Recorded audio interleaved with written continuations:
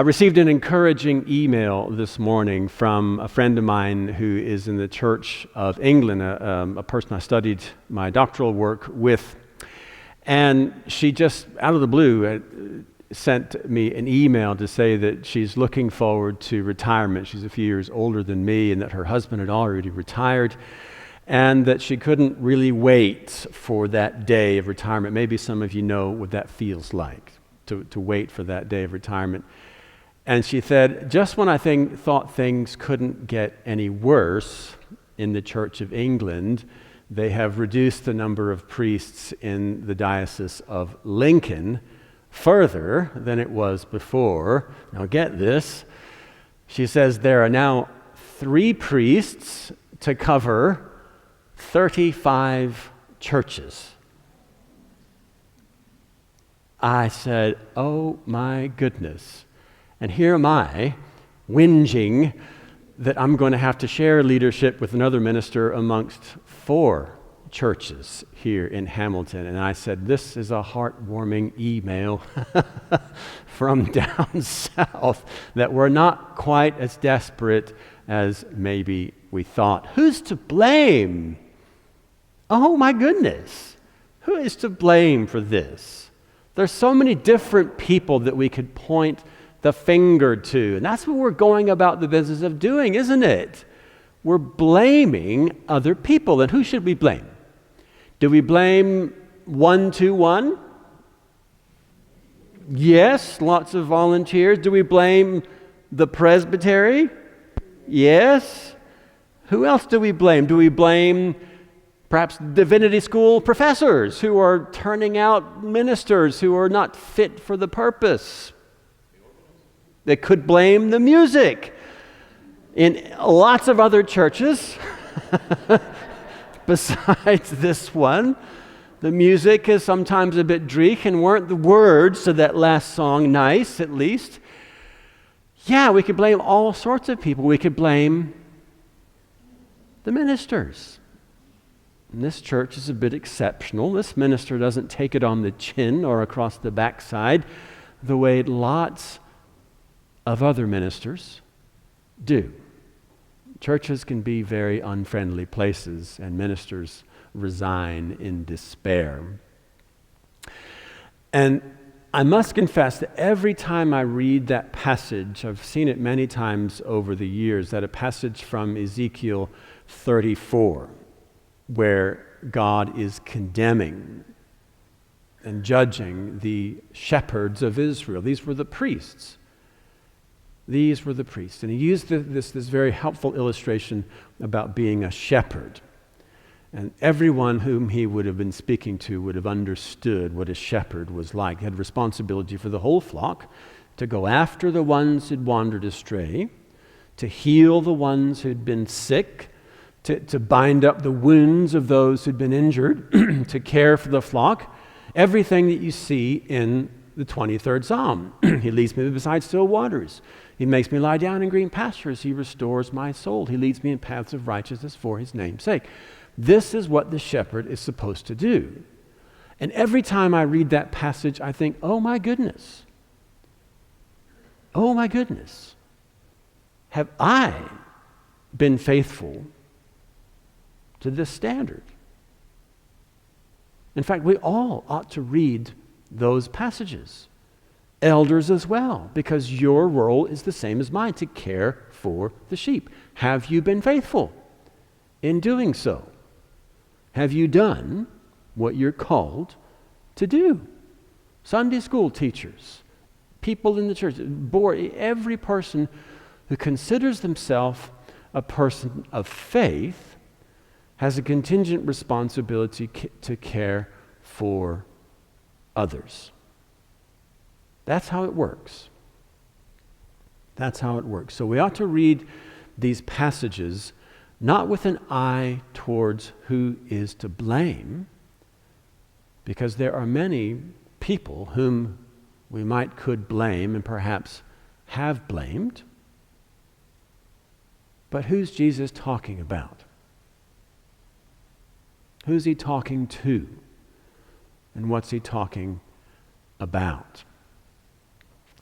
The idea of shepherds being unfaithful is not a new one. In fact, I was reading a book, Wolf Hall by Hilary Mantel, which is a historical fiction book about the person of Thomas Cromwell, and he's quizzed by the King Henry about the state of the monasteries, and he said these words. He says, "Though I have no doubt that some foundations are well governed, my experience has been of waste and corruption. I have seen monks who lived like great lords on the offerings of poor people who would rather buy a blessing than buy bread, and that is not Christian conduct. I don't begrudge them comfort. What I cannot stomach is hypocrisy, fraud, idleness, their worn-out relics, their threadbare worship, their lack of invention. When did anything good last come from a monastery?" Harsh words that soon followed with King Henry's attempt to refill the coffers of the nation with the dissolution of the monastery, some of which you can still see here in Scotland, the ruins of these formerly great houses of worship. You know, I was on Iona this past week, and all across Mull you can see the ruins of ancient churches. And you can see also a number of others that are hanging by a thread for a lack of interest. Who is to blame? Who is to blame? I think it's all of us. It's all of us who are to blame. Now, Jesus paints a contrast here, and he describes himself as the Good Shepherd. You know from the passage of Ezekiel, the prophecy that the Lord effectively makes redundant all the priests of the day and says, "I myself will tend the flock. I myself will gather the lost. I myself will bind up the wounded. I myself will seek the lost. I myself will do it." And Jesus is stepping into that role. And he's saying, "I am the Good Shepherd." And the Good Shepherd lays down his life for the sheep. And he contrasts himself with the hired hand. And he says the hired hand, when trouble comes, the hired hand just bolts. The hired hand has nothing to gain by putting his life on the line for the sheep. The hired hand just runs away because he cares nothing about the sheep. All he's caring about is his paycheck at the end of the day. And Jesus calls himself, "I am the Good Shepherd," for the Good Shepherd lays down his life for the sheep. Again, this was something that the people of that day would understand well. They understood that being a shepherd was a job that was at times very boring, lots of waiting around and watching for the sheep to finish munching their grass for the day, but also a work that was at times extremely dangerous. Now, William Barclay, who you will know very well, describes in vivid detail how a good shepherd will confront thieves and predators at the cost of his own suffering and death. He quotes another scholar who says, "A poor faithful fellow last spring, instead of fleeing, actually fought 3 Bedouin robbers until he was hacked to pieces with their kadjars and died among the sheep he was defending." He put his life on the line and lost it as a result of the thieves who'd come to steal. This was a good shepherd. For the good shepherd lays down his life for his sheep. In this case, quite literally, laying down his life for the sheep. Now, what is a good shepherd? It's interesting to look at the Greek language, because in Greek there's actually 2 words for good. One is agathos, and agathos is the kind of word that we would use to describe a piece of pizza. That was good pizza. But there's another word that is kalos. Kalos talks about goodness in depth. Kalos talks about goodness that is beauty, goodness that is hopefulness, goodness that is selflessness, goodness that is winsome and hopeful, goodness that cares, goodness that is self-sacrificing. You know the difference, don't you, between one doctor and another, whose technical skills may be on par with one another. But what separates a good doctor from a not so good doctor? It's their bedside manner, isn't it? Their ability to connect with and show genuine care for their patients. And this is what Jesus is doing. He's demonstrating that he is the good shepherd who is like that good doctor. There's something that's inquantifiable, some quality that can't really be measured, that distinguishes one from the other. One is a good shepherd willing to lay down his or her life for the sheep or for her patients, while the other is in it only for the paycheck. So what kind of shepherd are you? What kind of shepherd am I? My uncle, not too long ago, considering the decline of the church, she said, yes, there's been too many ministers up there at 121, which is our Church of Scotland headquarters, who have had their feet by the fire. Maybe that's true. But no sooner do I point the finger at them than I realize there's actually 4 fingers pointing back at me. And woe be unto me when I pass judgment on another. Because by the standard that we judge others, we will be judged by God. So it behooves us to judge others with generosity and with kindness and with grace. Because by the measure we give will be the same measure that we receive. So the Good Shepherd. How do we reconcile ourselves to the Good Shepherd? I think there's a lot of truth in this idea that there's a lot of fakes in circulation. And who's to say what the Lord is actually doing with the decline of his church? Perhaps he's decided that he's going to take all the coins out of circulation.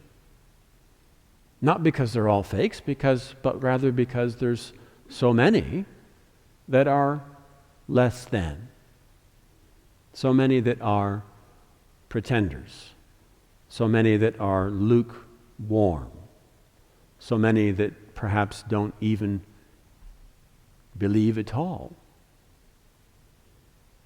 Is that you? Is that me?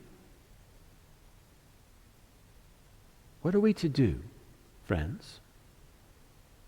I'll tell you what we are not to do. We are not to compare ourselves with others. We are not to compare ourselves with others. It is not for you, it is not for me to say, she's a hired hand.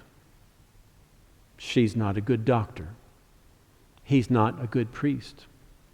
He's not a faithful elder. He's a hypocrite. Nice on Sunday, nasty on Monday. That's not our job.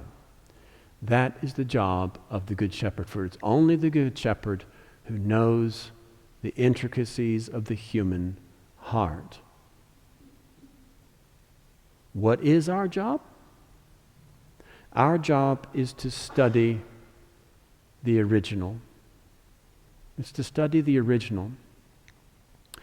Now, I'm told that FBI agents, when they're in training, those who are applied to work with the Treasury of the U.S. government, that they have to learn how to spot counterfeit $20 bills. Now, you would think that they would spend all of their time studying the counterfeit bills, that they would look at the coins, or rather in this case the bills, and they would be able to spot where the ink is bled or when bits and pieces are missing, but that's not what they do. FBI officers who are in training do only one thing. They study the original.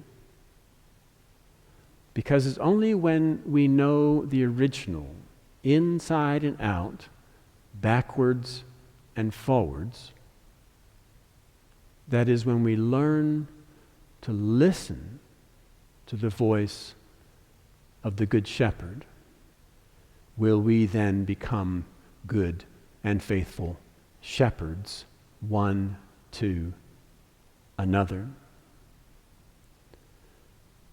Don't worry about the fakes. They're out there, but that's not your concern or mine.